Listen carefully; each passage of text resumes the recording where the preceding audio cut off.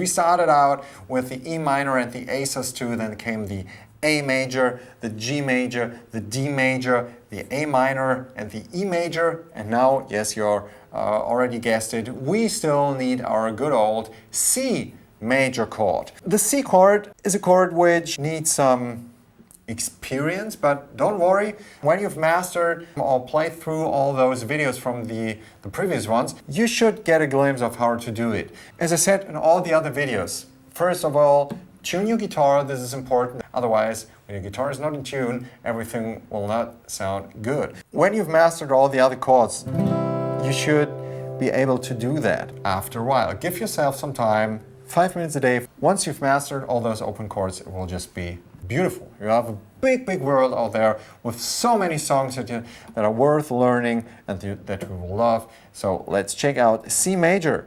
We start out with our ring finger in the 3rd fret of the A string. 1, 2, 3. A string. Yes. Count up. 1, 2, 3, 4, 5. 5th string from the bottom, 3rd fret. Then middle finger on the next string, but in the 2nd fret. Then we have an open G string. And then index finger goes into the 1st fret of the B string. And then we have another open string, the open E string. So it's 3rd fret, 2nd fret, open string, 1st fret, open string.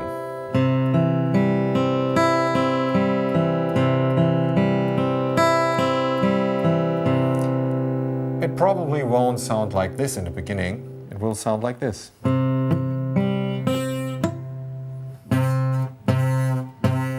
If this happens, don't worry, I got your back. Take your ring finger, only the ring finger, leave out the others, and just play 3rd fret A string.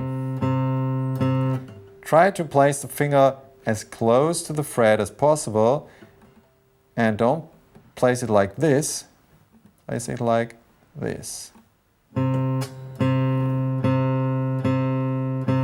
we take the middle finger and we put it into the 2nd fret of the D string. Then we play those 2 strings after each other. A string, D string.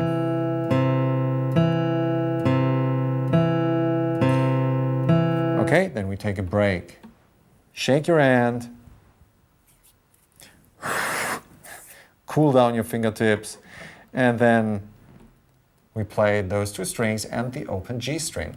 So A string, D string, and G string.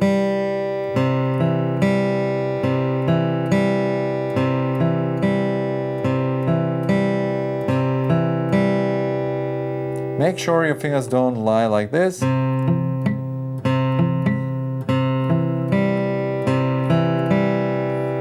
And then you bring in the last finger, 1st fret, B string.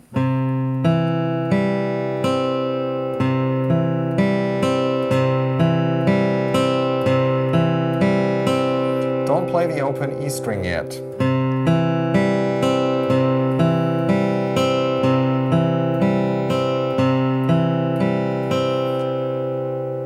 Grab the chord again.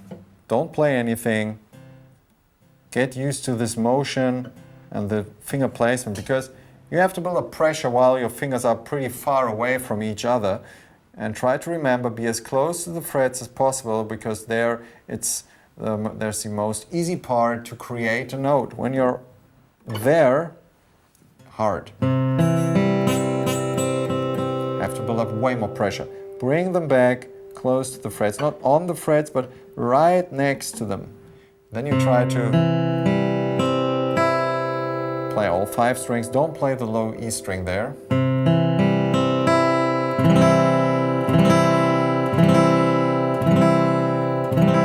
If this still not work out, no problem.